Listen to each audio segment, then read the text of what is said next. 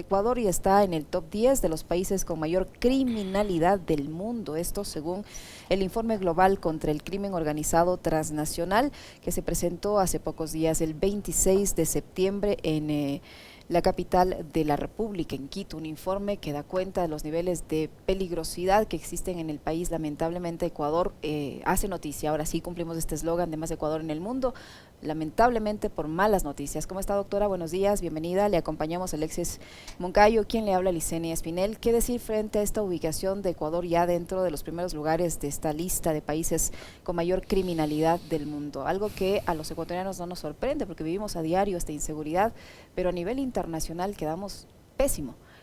¿Cómo explicarnos esto? Hola Licenia y hola Alexis, buenos días a todos y todas. Pues bien, sí, es un indicador impactante porque nosotros, los ecuatorianos y ecuatorianas, seguimos viviendo la violencia cotidiana y a veces no sabemos o no nos comparamos con el resto del mundo y no podemos dimensionar cómo representar este incremento de la violencia, pero el índice nos indica que estamos como en una condición de mucha vulnerabilidad porque entramos en este top 10, pero además, bueno, hay otros datos que son relevantes dentro del índice y es que América Latina es el segundo continente más afectado por el crimen organizado después de Asia.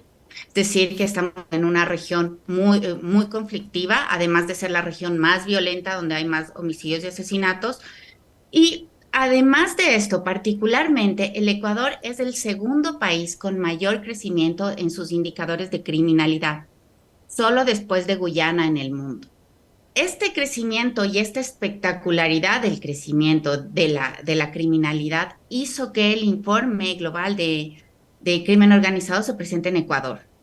Esa fue la característica que trajo a todos los investigadores internacionales, a esta red enorme de más de 150 investigadores en el mundo, pues que movilicen una representación y que se presente aquí en el Ecuador el documento por justamente este crecimiento de la criminalidad y la violencia que tiene a todos, pues muy consternados y sorprendidos de qué pasó en Ecuador, de ser un país tan pacífico, de ser comparable con los países como Uruguay o Chile a ser uno de los más violentos del mundo. Y bueno, en el índice también se analizan algunas cosas, ¿no? Y el índice es relevante y llama la atención, o está bien construido, pese a que podríamos encontrar observaciones, pero está bien construido porque equilibra dos variables importantes. Ujú.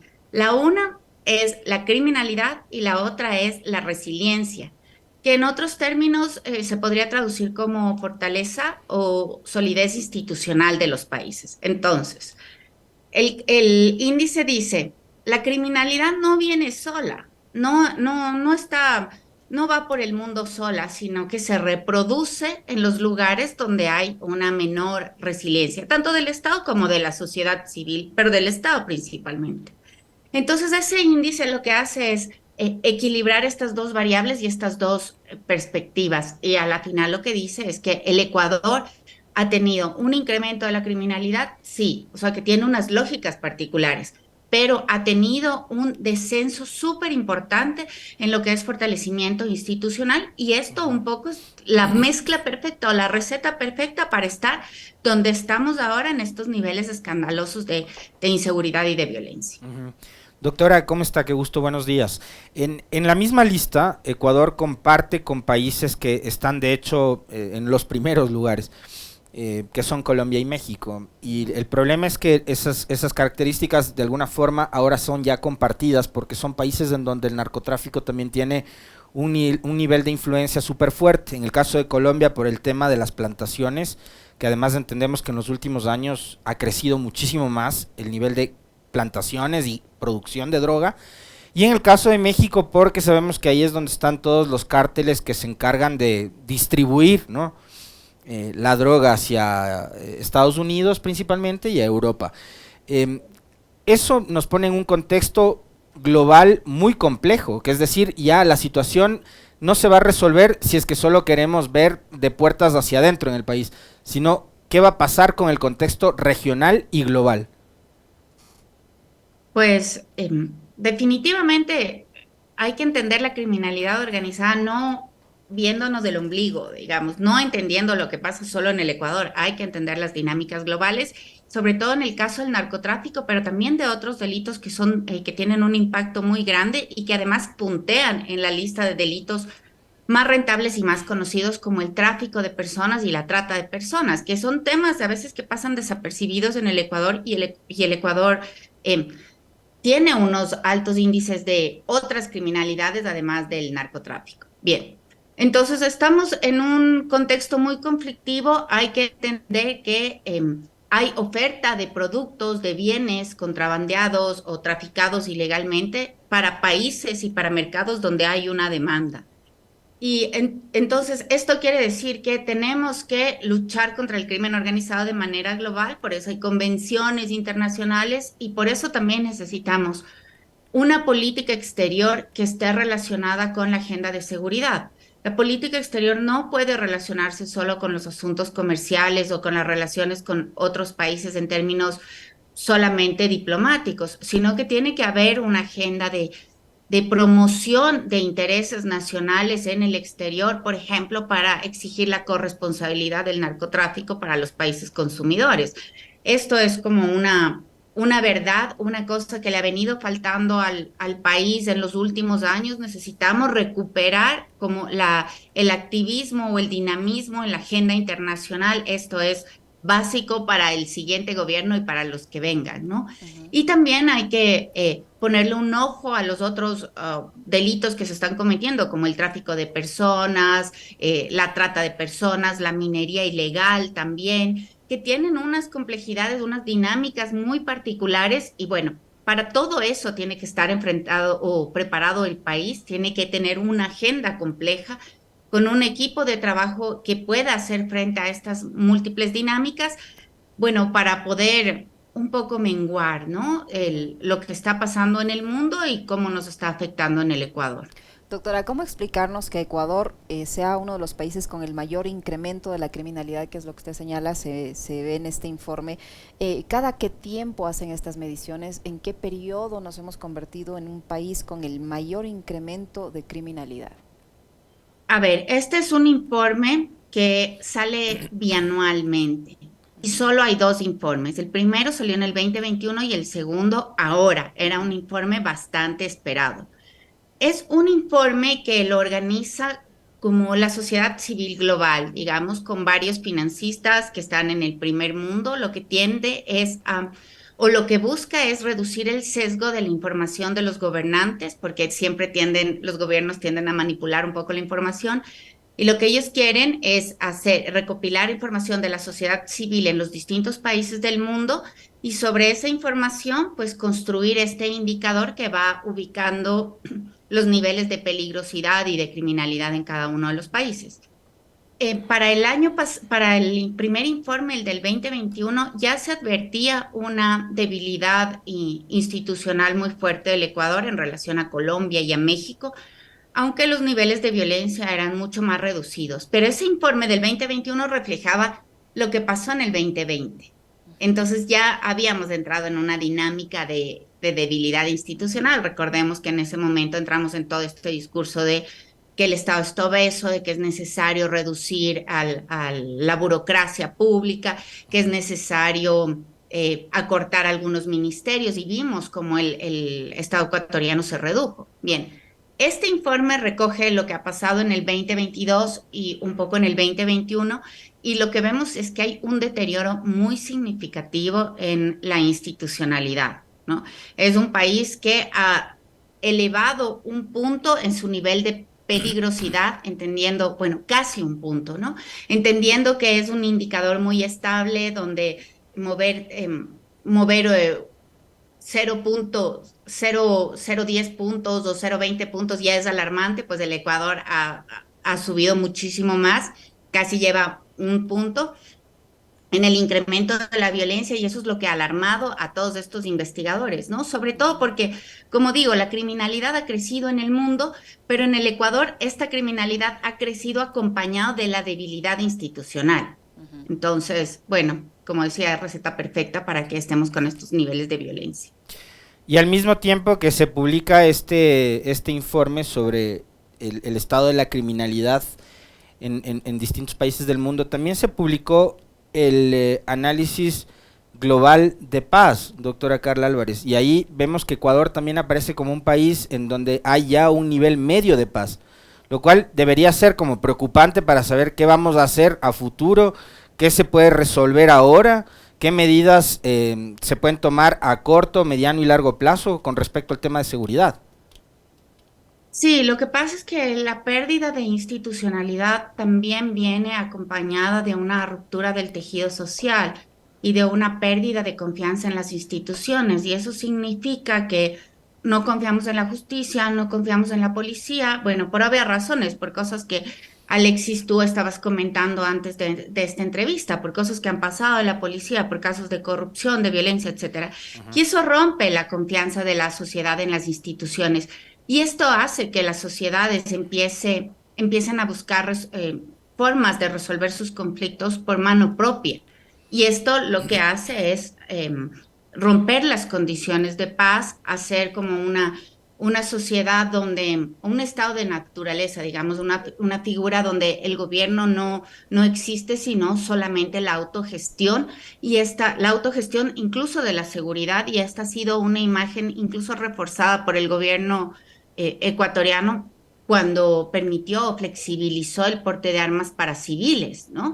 Entonces ahí dijo, bueno, esto es un problema entre ustedes y entre los ciudadanos y los delincuentes. Tienen que ver la manera de garantizar su seguridad, tienen que armarse y, claro, refuerza la idea de que estamos solos, de que no hay un gobierno que imponga orden, que imponga justicia, que imponga paz. Esto rompe las relaciones sociales, rompe la confianza en las instituciones y su legitimidad. Y después reconstituir esto es un trabajo de largo plazo. Ayer alguien me preguntaba, ¿cuánto tiempo nos va a tomar retomar el sendero de la paz y de la seguridad? Ujú. Bueno, mientras más dejemos pasar el tiempo y más rompamos la confianza en las instituciones, más se permita el deterioro de las instituciones encargadas de hacer cumplir la ley, pues más tiempo nos va a tomar recobrar la paz, ¿no? Ujú. Entonces hay que empezar a trabajar ahora, hay que empezar a trabajar en la seguridad, pero también en el fortalecimiento del tejido social. Si no logramos ganar la legitimidad de las instituciones en las sociedades y recobrar un poco la confianza entre los ciudadanos y ciudadanas, no vamos a poder reconstruir fácilmente las condiciones de seguridad. Es un trabajo que tiene que hacer el siguiente gobierno, porque el que está ahora ya está como con un pie afuera de Carondelet. Es un desafío que tiene el nuevo gobierno. Doctora Álvarez, mientras hay estos indicadores, ya se advirtió esto hace un par de años, usted lo ha señalado, tenían la advertencia de que esto estaba deteriorándose. Resulta que mientras le dice un informe internacional al gobierno de que Ecuador está en el top 10 de los países más peligrosos, no de la región, del mundo. Resulta que el presidente de la República en su último desplazamiento a los Estados Unidos, en una entrevista con la cadena estatal Voz de América, ha dicho que esta sensación de absoluta inseguridad del país no es tal, que el 90% de los actos criminales, de estas cosas horrorosas que vemos a diario los ecuatorianos, se limita o se reduce a una pelea entre bandas delictivas. ¿Cómo entender esas declaraciones cuando el mundo le está diciendo que Ecuador está entre los 10 países más peligrosos? ¿Viste el caso ayer de un padre junto a su Con un niño niño de que lo 5 años? acribillan, sí, un pequeño de 5 años, el señor lo cubre con su cuerpo tratando de salvarle la vida y lamentablemente no lo logra y mueren los Habrá dos. que preguntarle al ministro Cucalón, al presidente Un niño de Lazo, 5 años el es una niño pandilla, a qué banda delincuencial o a pertenecía, una banda, ¿no? o a los lobos, a los tigres, a los etcétera. ¿Cómo entender declaraciones en ese sentido de la primera autoridad del país cuando le están diciendo, señor, su nación, la que usted preside, es una de las más peligrosas del mundo? Y él se le ocurre decir que esa sensación de inseguridad no es tal, que el 90% es una pelea entre bandas. Licenia, es que no es posible entender, es una aspiración sin futuro entender unas declaraciones de ese tipo. Lo que hay que ver es que son declaraciones políticas que lo que buscan es evitar el deterioro de la imagen del gobierno en lo que se pueda es una estrategia que ha utilizado este gobierno y han utilizado otros gobiernos de otros países latinoamericanos también, esto de culpar de todo lo que ocurre al narcotráfico. Y es como una estrategia muy populista, muy de posicionar la idea de que hay buenos y malos y los malos son los narcotraficantes y los buenos son los gobiernos, de no asumir responsabilidades en la conducción política, técnica y de la seguridad específicamente. Entonces, siempre buscan librar su imagen o lavar su imagen inculpando al crimen organizado. También hay falta de datos, sin embargo, es claro, la policía mismo lo dice, que como el 80% de las personas que han muerto en, en todo este periodo, pues no registran ningún antecedente Ujú. judicial. Entonces, esto significa que es gente que está limpia en sus antecedentes, que no tiene una vinculación con bandas o que no ha formado parte del crimen, ni del delito común, ni nada de eso. Esto podría hablar de que hay mucha gente inocente muriendo y bueno, esto no está reconociendo el gobierno cuando habla de que o la mayor cantidad de muertos está relacionado con el narcotráfico. No reconoce esta falta de o esta ausencia, perdón, de, de pasado judicial de las personas que han muerto.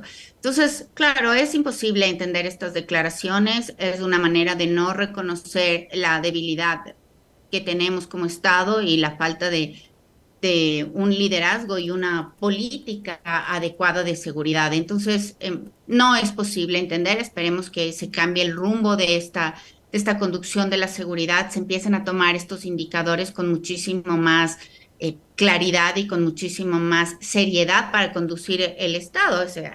Es decir, hay que ver cómo hay que ver el llamado de atención sobre todos los crímenes que se cometen en la región, sobre todas las debilidades que tiene el Estado ecuatoriano para empezar a armar una agenda de seguridad que realmente pueda recuperar en algo el país. Uno de los indicadores que me llamó más la atención del informe es que el Ecuador tenía su indicador más bajo sobre la ocupación territorial y sobre su capacidad de imponer orden sobre el territorio. Esto es como grave, ¿no? Y esto nos permite entender por qué hay regiones como Esmeraldas con tanta violencia cuando no hay presencia estatal en el territorio nacional. Entonces, bueno, todas estas medidas hay que ir tomando para poder recuperar en algo la paz a la brevedad posible. Ahora, hay un tema que ha sido recurrente en diálogos con usted, doctora, y con otros entrevistados, invitados que hemos tenido acá, que también manejan los asuntos relacionados con el tema de la seguridad. Y es, ¿qué pasa con los sistemas de inteligencia en Ecuador? Había una secretaría de inteligencia, habían todos los equipos, etcétera, etcétera. ¿Qué pasa con ese trabajo que debería tener el Estado como tal para poder interceptar las comunicaciones de los delincuentes, hacer tarea preventiva para evitar delitos graves, etcétera, etcétera? ¿Hay todavía todo ese aparato institucional o no? Hay una Secretaría de Inteligencia, todo un equipo de personas que están trabajando en inteligencia. Lamentablemente, desde mi punto de vista, no han logrado el objetivo de prevenir la violencia y prevenir la criminalidad, que este es uno de los objetivos más relevantes de la inteligencia, ¿no? Tener información adecuada para prevenir y anticiparnos las cosas que van a pasar o los riesgos y vulnerabilidades que tienen los estados. Y esto no ha logrado hacer la Secretaría de Inteligencia del país. Esto en parte se debe también a la falta de una claridad sobre contra qué estamos luchando, qué queremos conseguir, hacia dónde vamos como país. La inteligencia es una herramienta de la función pública del gobierno y de la gestión política de los gobiernos. Y si no tenemos claridad hacia dónde vamos, pues la inteligencia se vuelve un pescar información en río revuelto, coger datos por aquí, por allá, se vuelve en una función como muy desordenada que no aporta. Creo que esto también hay que recuperar en el siguiente periodo de gobierno, es decir, tener la articulación adecuada de los servicios de inteligencia para prevenir, por ejemplo, lo que pasó en las cárceles. Hay que tener una sección de inteligencia penitenciaria que nos permita anticipar las tensiones que existen entre las bandas penitenciarias para evitar estas masacres que hemos vivido, que es absolutamente escandaloso y que no ha cortado, no ha parado esta situación, ¿no? Entonces, hay que poner a funcionar en ese sentido, hay que ver cuáles son las nuevas rutas del narcotráfico, hay que tener tecnología, hay que dotar de tecnología a la inteligencia también para que pueda ser anticipativa adecuadamente, hay que hacer una inversión. Uno de los grandes problemas que tiene el Ecuador ahora es que tiene que hacer mucha inversión en tecnología, en inteligencia, en el análisis de inteligencia, también en la instalación de radares para hacer el control marítimo, control terrestre. También tiene que recuperar la tecnología del ECU 911. Esto va a ser un desafío enorme porque implica una negociación grande, un desembolso importante, pero eso va a ayudar a salvar vidas, por ejemplo, en el fenómeno del niño, en el caso del fenómeno del niño, y en este caso de esta criminalidad compleja que tenemos que está deteriorando las instituciones y todo el territorio nacional. Todo esto se debe combatir con una adecuada inteligencia que tiene que estar bien dotada y tiene que estar articulada al programa de gobierno, a la política criminal, a la política de seguridad del nuevo gobernante. Es así como debería funcionar, ese es el deber ser, que no está funcionando ahora. Esperemos que se pueda recuperar de alguna manera esta articulación. Sí, es que ese va a ser un reto sin duda, doctor Álvarez, muy importante para quien sea que gane las elecciones el próximo 15 de octubre. Pero ¿de qué va a servir todo eso? Si se logra recuperar todo eso o adquirir toda esa tecnología, si el recurso humano que tiene que trabajar para controlar la seguridad está seriamente cuestionado. Si no inspira confianza una fuerza pública, porque escuchamos a su máximo comandante en una conversación diciendo que le van a sancionar a otro oficial que investigó un caso de narcotráfico, un problema que sin duda es uno de los más grandes que enfrenta actualmente el país. Resulta que el señor investiga, hace su trabajo y ahora le van a perseguir y le amenazan con que le van hasta sancionar. Si vemos al ministro del Interior contradiciendo a un alto cargo norteamericano en el tráfico de fentanilo, si vemos ayer al ministro del Interior contradiciendo a su propio subalterno, al jefe de la policía de Tungurahua, que dice que está aquí esta banda del tren de Aragua en Baños y en Tungurahua, y resulta que más tarde sale el ministro a decir que no es cierto, que no hay el tren de Aragua, que no hay el fentanilo, y sus propios subalternos demuestran que sí hay lo uno y que sí hay lo otro. ¿Cómo creer en un elemento, un recurso humano con este tipo de situaciones, si son ellos los que van a tener que aplicar todas estas herramientas, esta tecnología y todo esto que se necesita para mejorar la seguridad? Bueno, varias cosas. Lo primero es que definitivamente hay que depurar la fuerza pública, ¿no? El sistema judicial, la fuerza policial, las fuerzas armadas, hay que hacer una depuración. Sabemos que están muy corrompidas y muy corroídas también, y no se puede hacer ningún cambio si no contamos con un equipo humano, tal como lo mencionó usted, Licenia. Hay que depurar esto por una parte.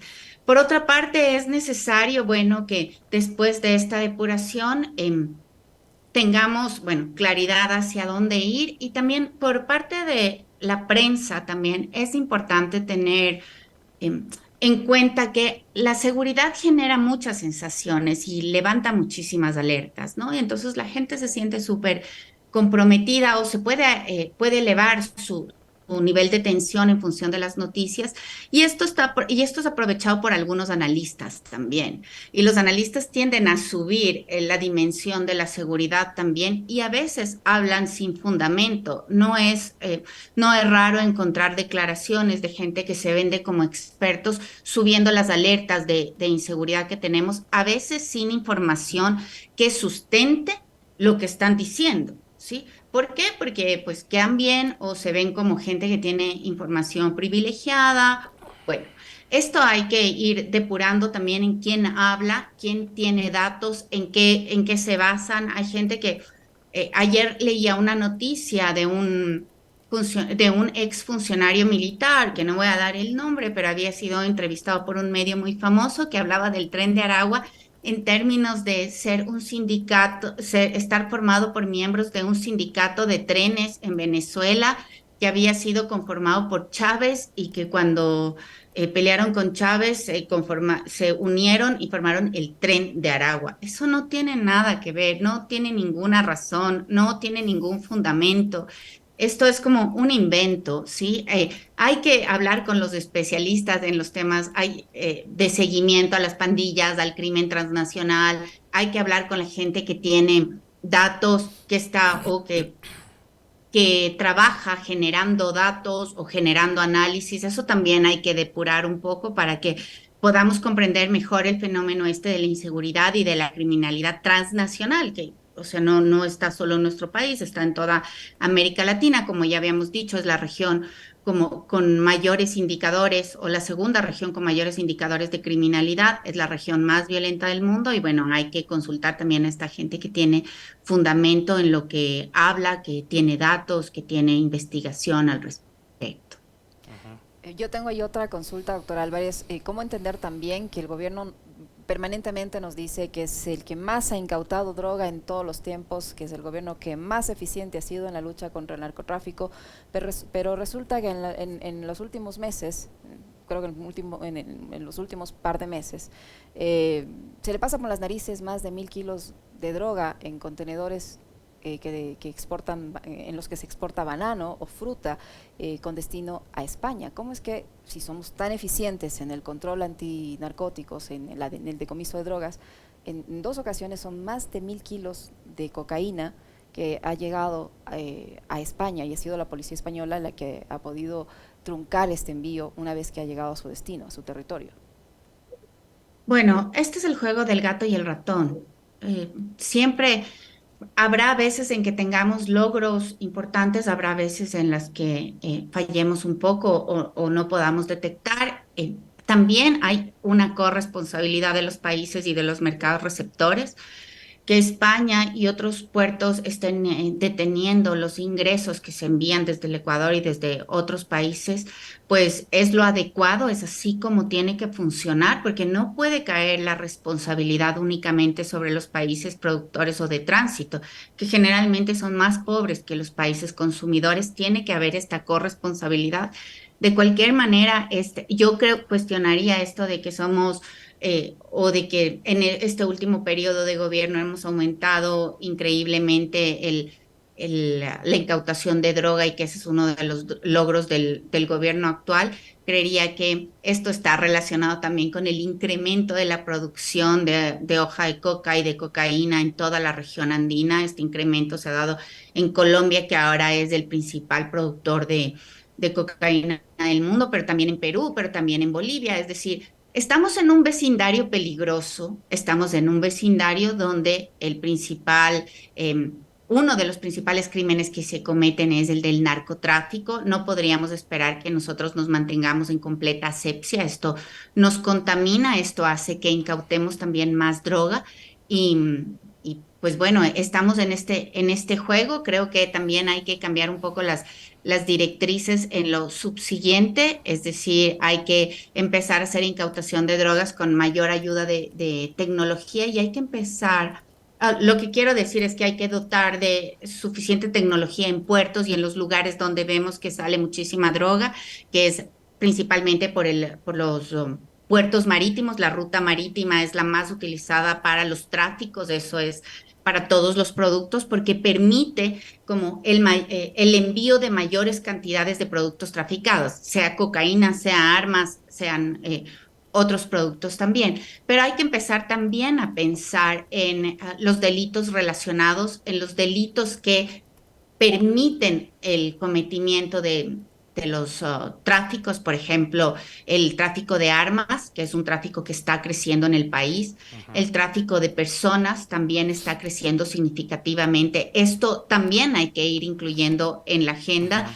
La narcotización de las agendas de seguridad lo que hacen es hiperconcentrarnos en solamente determinados esfuerzos y no entender las dinámicas más globales o más complejas de la criminalidad organizada, es no entender cómo funciona y cómo operan de la mano la minería ilegal con el narcotráfico y el lavado de dinero y también el tráfico de armas, por ejemplo. Entonces hay que ir pensando de maneras más complejas la criminalidad, salir de la exclusiva narcotización de la agenda de seguridad y bueno, hay que combatir el narcotráfico, efectivamente es una prioridad, hay que entender que esto es un problema global, que no vamos a combatir el narcotráfico solos desde nuestra trinchera, que hay que involucrar otros países, una política exterior adecuada y un pensamiento más complejo para poder mitigar los impactos. No vamos a reducir el narcotráfico, vamos a reducir daños y vamos a mitigar los impactos que tengamos. Es así como se debería ver un poco. Ahora, doctora, parte de la estrategia, digamos, sí está bien patrullar, comprar armamento, equipar a la policía, al ejército, radares, los carros Cobra, lo que sea.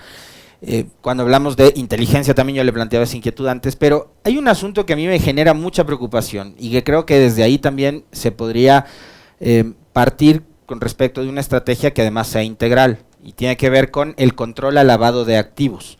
Es decir, cerrarle la llave del flujo de dólares, que además son por millones, que nosotros ni siquiera nos podemos imaginar la cantidad de recursos que manejan estos grupos irregulares y que además de lo que hemos podido ver por investigaciones que se han publicado, son miles de millones de dólares que ya están incluso dentro de nuestra economía formal. Entonces, también nos están haciendo entender y creer que vivimos una ficción económica, es decir, hay una cierta estabilidad a pesar de que hay desempleo, de que hay contracción de la producción, de que hay una cantidad enorme de ecuatorianos que están migrando y tal, pero el sistema financiero funciona, el sector inmobiliario ya no se queja como antes, es decir, hay una serie de giros y de negocios que están funcionando mágicamente.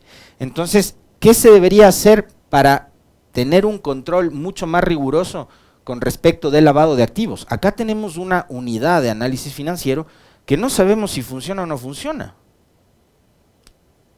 Bueno, justamente Alexis es parte de pensar la complejidad de la seguridad. Efectivamente, no podemos luchar solamente contra el narcotráfico a través del mecanismo de la incautación.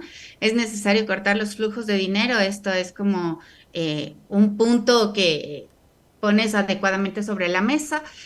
Si no cortamos los flujos o el lavado de dinero que ocurre en el Ecuador, pues el país va a seguir siendo un lugar adecuado, un paraíso para el narcotráfico. En el, recordemos que hay algo así como 3.500 millones de dólares lavándose en la economía ecuatoriana, que han ingresado a la economía ecuatoriana como producto de este delito, y eso se ve, pues, se ve en la construcción y en el sector inmobiliario del país, lo vemos, y también en otros sectores. Pero para luchar contra esto, justamente hay que hacer lo contrario a lo que se ha venido haciendo, que es desregular la banca, ¿no? Esto no se puede, no podemos pensar que con la desregulación de la banca vamos a controlar el lavado de activos. Por el contrario, el sector bancario debe ser muy regulado, tiene que tener unos controles muy adecuados para evitar que los dineros ilegales se filtren a través de este sector, y hemos hecho todo lo contrario. En este país, la banca ha tenido muchísimos privilegios, tiene una autonomía increíble en el manejo de sus recursos, en el manejo de las ganancias, en la discrecionalidad que tienen. Y esto es incomprensible desde mi punto de vista. Por ejemplo, en el 1 de abril, que salió el decreto de flexibilización del porte de armas, pues este decreto contenía también una flexibilización del porte y de la tenencia de armas en el sector bancario, que no se entiende por qué tendría que tener esta falta de regulación del sector bancario respecto al armamento que maneje. Todos entendemos que el sector bancario necesita un armamento, pero lo que no entendemos es por qué esto tiene que estar libre de regulaciones. Entonces, hay que controlar mucho el sector bancario, efectivamente, para controlar el narcotráfico. Adicionalmente, esto bueno, hay que hacer un seguimiento y este seguimiento tiene que estar en manos de la OAFE y la OAFE tiene que tener mayores recursos de los que tiene. Entiendo yo que los recursos de la OAFE son muy escasos, no llegan a 100 millones de dólares en este año y esto, bueno, con estos pocos recursos, combatir a un negocio tan millonario como el narco, pues resulta súper complicado, ¿no? Ujú. Resulta muy complicado, es necesario dotar adecuadamente de un equipo humano, tecnológico también a la UAFE para poder hacer seguimiento y de los recursos. Y entendamos, para entender un poco lo millonario del negocio del narcotráfico, de los recursos que pueden mover y que necesitan lavar, es Ujú. importante decir que remontarnos a los precios del kilo de cocaína, ¿no? Entonces hay que pensar siempre que un kilo de cocaína puede costar $1,500 en Colombia, pero ese mismo kilo de cocaína puede acercarse a los $30,000 en Nueva York, a $63,000 en China y superar los $100,000, como $120,000 en Australia. Ese negocio es muy lucrativo, esas ganancias van a permitir que la gente, que siempre haya alguien que quiera estar o captar un poco de la riqueza de ese mercado ilegal Ujú. y eso hace que, bueno, esas ganancias enormes tengan que ser lavadas en una economía para que puedan ser utilizadas y esto permite ir corrompiendo a funcionarios oficiales del sector público, a funcionarios del sector privado también, que es altamente corrompido por estas actividades, y eso hace que se complejice también la lucha contra el narcotráfico, porque somos países con recursos limitados, con instituciones que tienen muchos desafíos, y esto es una de las grandes, sí, desafíos que tiene que enfrentar el Estado ecuatoriano, pero tiene que fortalecer el seguimiento a los recursos y al lavado de activos para poder luchar efectivamente contra el fenómeno.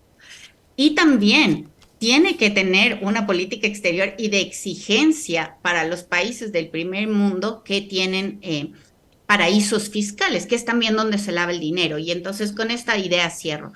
Este informe global del crimen organizado señalaba que el continente con mayor crecimiento de criminalidad, no es en el que hay más criminalidad, pero en el que con mayor crecimiento de criminalidad en el mundo es Europa. Y esto se debe justamente a los delitos financieros y a la existencia de paraísos fiscales. Este es un cuestionamiento bien importante que existe y es un cuestionamiento, bueno, que el Ecuador en algún momento hizo a la existencia de paraísos fiscales, a la evasión tributaria y bueno, esto también tiene que ver con muchas veces con lavado de recursos y en esto también tiene que tener una política exterior el Ecuador porque la criminalidad organizada o la criminalidad transnacional no se enfrenta solo desde nuestra propia trinchera, sino con una perspectiva más de orden global.